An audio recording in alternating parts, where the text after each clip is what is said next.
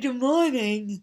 Today is November 11th, 2019, and we are on day 60 of hashtag Exile Due to Lift.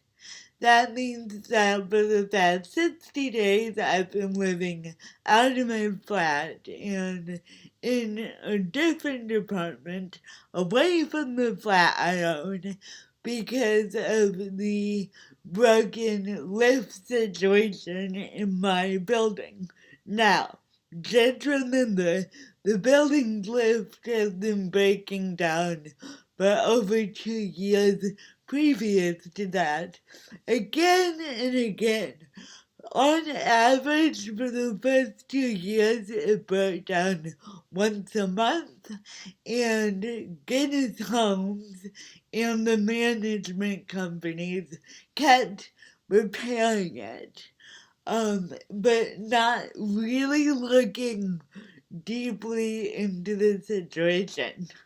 Last week, for example, we found out that the wrong doors had been put on the lift from the very beginning, and all of those inspections that lift companies they do when they fix the lift, no one seemed to notice that major detail.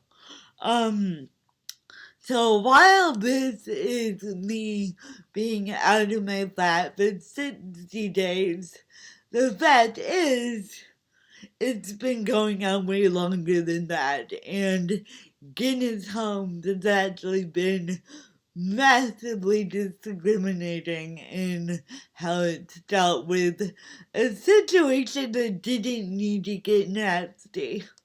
But that's their choice. That's how they dealt with it. Speaking of, today, I want to talk about the use of social media in getting things done that are legally the right thing to do. Because I think it's a really important thing to address in this. Now, as you know, I use social media a lot to communicate what's wrong with this world from a disabled woman's perspective. It's a way of pointing out to those who follow me on social media, hey, this is wrong. It's also a way of empowerment. And last week, someone said to me, the way you use social media, it kind of makes us uncomfortable because it might have a negative impact in terms of moving things forward. We don't want relationships to get resentful. We want to stay cheery and people are called out. They're uncomfortable, and I say, yeah, they are uncomfortable. But the truth is, particularly in the Guinness situation, Guinness didn't leave me much of a choice. Their customer service is a nightmare. I've been told many times over via Twitter what a true nightmare they are. There was a block of flats across the street from us who had a lift out for months and they didn't sort it. Their social media team is a mess. They don't respond to complaints. They don't interact professionally, unlike something like BA or Lush or The Globe or even bigger Fortune 500 companies, their social media team is talking at people. Customers deserve to be spoken to, particularly when they make the biggest investment in their lives, in their homes. That's a big deal. And also, all attempts that a building had to call customer service, um, the customer service hotline, complaints would get lost, or they would get misfiled, or they would be ignored. And so when your customer service team is a mess, and you're trying to get action on something like a displacement fee, like saying, hey, the lift has been out for 15 days and you're telling me that I'm not free to come and go from my flat, like, hey, one of your customer service team was just here and they just insulted me by saying that I don't need to get to my job, but maybe I need to get medicine from my chemist because I'm disabled. You communicate with the world to point out that this is wrong. And, if that makes some people uncomfortable, that's unfortunate.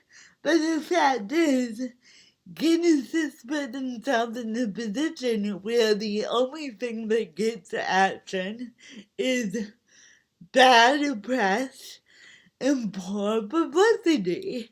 If they had a customer service team that was responsive and polite and sympathetic, you might not have to resort to taking action on social media. Which is kind of reminding me of another thing too. So Martin Luther King wrote a letter that's very famous called Letter from the Birmingham Jail. Amazing piece of social justice work. Really, really, really gets to the heart of institutional discrimination. And guess who doesn't look good in that? Birmingham Jail. But the fact is, he was in prison in Birmingham Jail, and we don't have the gall to say, can we just call it a letter from jail? No, because the fact is, Birmingham Jail kept a black man imprisoned as a direct result of discrimination. There's got to be a line of accountability for what we do. And, I'm sure people who work at Birmingham Jail 15, 20, 50 years later go, we don't do that now. But you did. And what we do, our actions as a collective, as a company, as people, they last and they matter and they shape our character. And so if, someone at Guinness was uncomfortable about these videos, I would say, yeah, you should be. But you got to the place where that was the only way to communicate. And it's a shame that your employees are getting the brunt into that. But I am your customer, okay? the system you the system you set up is failing customers so that they are aggravated at their customer service reps. And they have a right to address that. Free speech, right? Don't insinuate that people should control how they express themselves because it makes you look bad. Do a better job in customer service. That's simple. Anyway, I am so thankful for my lawyers at Clinton's Law who encouraged to express myself freely and understand that this issue has a social justice side. Thank you. I am glad that you realize that this isn't just an inconvenience, it's a matter of discrimination and it needs to be talked about so it cannot happen again. Thank you, Clinton's Law. I'm also thankful for the support of the Index on Censorship, who I've just started working with. They are amazing. They're all about free speech. Free speech for everyone, even if it makes you feel uncomfortable. I am thrilled to be working with them. It really helps me to know the rules and not kowtow to discomfort. So without their support, without the support of the Women's Equality Party, this difficult situation would be a lot harder. But at least I know with these videos, I can be heard, and this does not happen in the dark. That's all I've got for you today. It looks like a lovely sunny autumn day out there. Remember, you are precious, you are loved, and you contain multitudes. Bye!